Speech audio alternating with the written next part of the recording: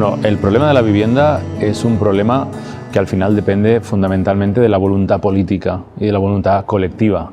Es decir, por ejemplo, la sanidad pública o la educación pública se consiguieron porque había una sociedad movilizada que tenía claro que tanto la sanidad como la educación eran derechos fundamentales y que había que protegerlos.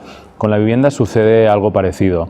No hay soluciones mágicas, pero si hay voluntad colectiva y voluntad política, se puede darle una vuelta al sistema actual, que es lo que necesitamos. Tenemos un sistema hipermercantilizado que ha convertido la vivienda en un producto financiero cuando en realidad es un bien de primera necesidad.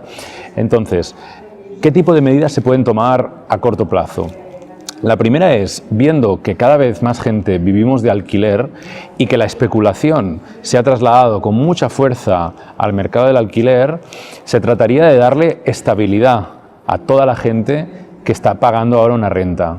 ¿Qué quiere decir estabilidad? Por un lado, contratos de alquiler que permitan a la gente hacer proyectos de vida. Es decir, ahora mismo, al finalizar un contrato de alquiler, la familia que ha cumplido religiosamente con sus obligaciones puede ser literalmente expulsada del hogar sin ningún tipo de justificación, simplemente en pro de una operación especulativa por parte del propietario o propietaria.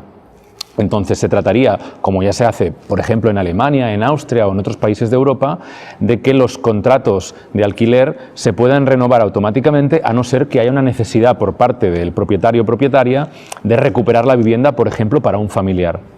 Esto en cuanto a la estabilidad.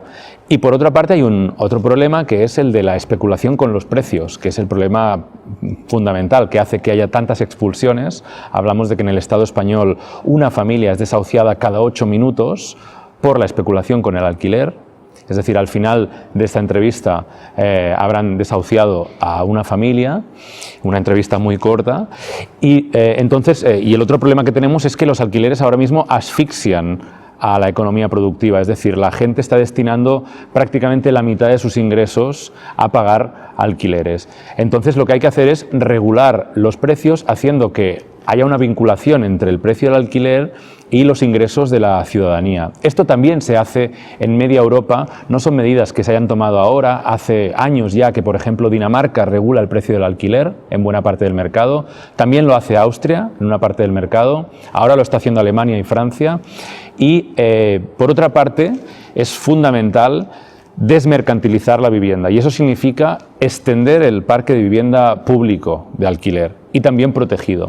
Por ejemplo, en Barcelona recientemente hemos impulsado una medida que consiste en que cualquier obra nueva o rehabilitación integral tenga que destinar un 30% de la vivienda a vivienda protegida, tenga que ponerla a precio mucho más asequible que la vivienda de mercado. Y esto afecta ya no solo a las administraciones públicas, sino también a los operadores privados, a las promotoras. Una promotora que quiera hacer vivienda nueva tiene que saber que tendrá que poner un 30% a precio de vivienda protegida.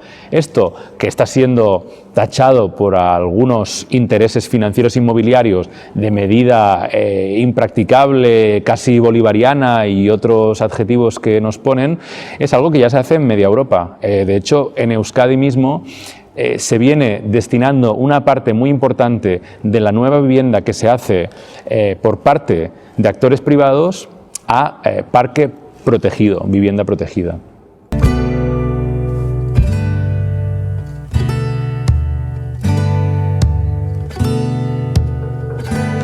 Bueno, además tenemos un problema, y es que una parte importante de la vivienda existente no está cumpliendo su función social, no está cumpliendo la función para la que fue construida. Hay una parte muy importante de la vivienda que cada vez se está destinando más al turismo, y entonces lo que se está haciendo es convertir antiguos hogares en hoteles clandestinos.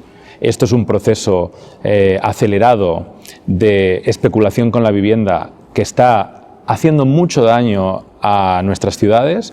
Y por otra parte tenemos el problema de la vivienda deshabitada, viviendas deshabitadas, viviendas vacías que no cumplen tampoco su función social, que es dar techo, dar cobijo y permitir a la gente que haga proyectos de vida en hogares.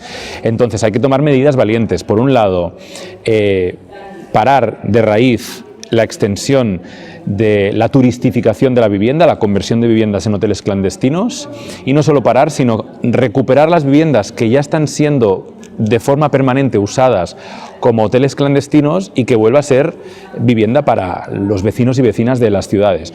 Y por otra parte, sancionar y obligar a ceder vivienda a todos aquellos propietarios que están manteniendo viviendas vacías y que deberían estar cumpliendo esa función social. Esto se hace en otros países y se trata de incentivar que todas esas viviendas cumplan esa función, que sean hogares, y empezar en ese sentido a revertir el problema de que se esté destinando toda esa vivienda a especulación, a convertirlas en productos financieros en lugar de utilizarlas como hogares.